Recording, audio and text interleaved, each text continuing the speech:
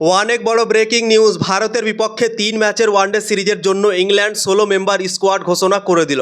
তো ইংল্যান্ডের স্কোয়াডে কে কে সুযোগ পেয়েছে ভারতের বিপক্ষে ওয়ানডে সিরিজে অবশ্যই তোমাদেরকে এই ভিডিওতে জানাবো। তো ভিডিওকে লাস্ট অবধি দেখতে থাকো।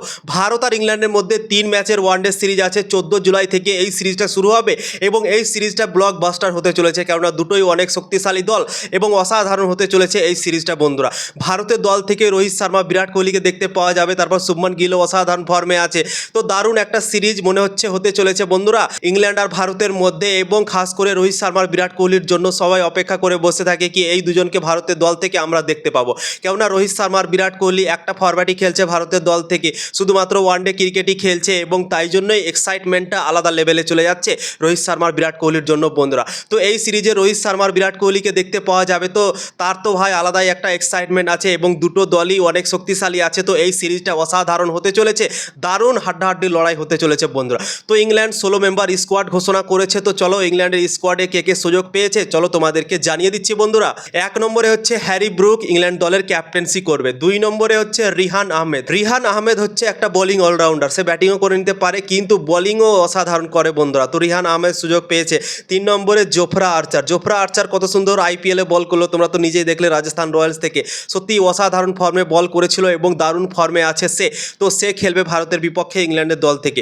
4 নম্বরে গ্যাস আটকিনসন। 5 নম্বরে টম ব্যান্টন। 6 নম্বরে জেকাব ব্যাথেল। জেকাব ব্যাথেলকে তো আশা করছি তোমরা সবাই চেনো, আরসিবি দল থেকে আইপিএলে খেলছে।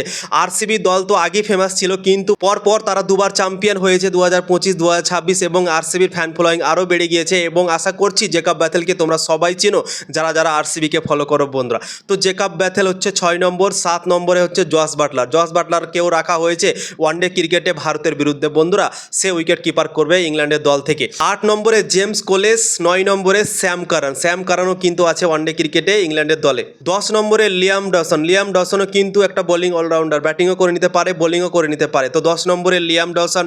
11 নম্বরে বেন ডাকেট। 12 নম্বরে উইল জ্যাক্স। উইল জ্যাক্সকেও তো সবাই তোমরা চেনো, উইল জ্যাক্স মুম্বাই ইন্ডিয়ান্সের দল থেকে খেলছে, সেও কিন্তু ব্যাটিং অলরাউন্ডার, বোলিং ব্যাটিং দুটোই করে। তো ইংল্যান্ডের দলে অনেকগুলো অলরাউন্ডার আছে বন্ধুরা। তো 12 নম্বরে উইল জ্যাক্স। 13 নম্বরে সাকিব মেহমুদ। 14 নম্বরে আদিল রাশিদ। 15 নম্বরে জো রুট। জো রুটকে তো আশা করছি তোমরা সবাই চিনো, ইংল্যান্ডের সব থেকে বড় ব্যাটার এবং কনসিস্টেন্ট পারফরমেন্স করে ইংল্যান্ডের দল থেকে সব দিনই আমরা দেখতে পাই Joe Root.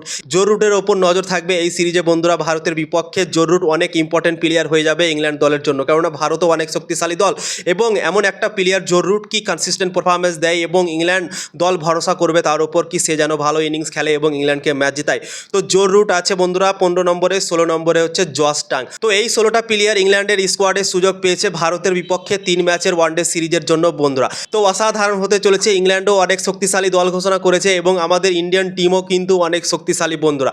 Rohit Sharma, Virat Kohli, Shubman Gill, Shreyas Iyer, KL Rahul, অসাধারণ ব্যাটিং লাইন আপ টিম ইন্ডিয়ার আছে বন্ধুরা এবং বোলিংও মোটামুটি ভালোই আছে টিম ইন্ডিয়ার। এবং ইংল্যান্ডও কিন্তু অসাধারণ দল ঘোষণা করেছে, অলরাউন্ডার অনেকগুলো আছে ইংল্যান্ডের দলে বন্ধুরা, তোমরা তো নিজেই দেখতে পেলে। তো এই সিরিজটার জন্য কতটা অপেক্ষা করছো তোমরা, তোমাদের অপিনিয়নটা জানিয়ে দেবে।